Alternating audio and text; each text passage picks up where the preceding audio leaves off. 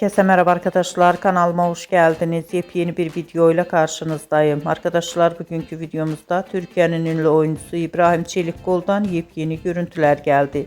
İbrahim Çelikkol'un oğlu Ali ile birlikte olan muhteşem görüntülerini sizler için YouTube kanalımda video halinde sunuyorum. Umarım beğenirsiniz. Arkadaşlar, videomu beğendiyseniz kanalımı izlemeyi ve bildirim butonuna basmayı unutmayın.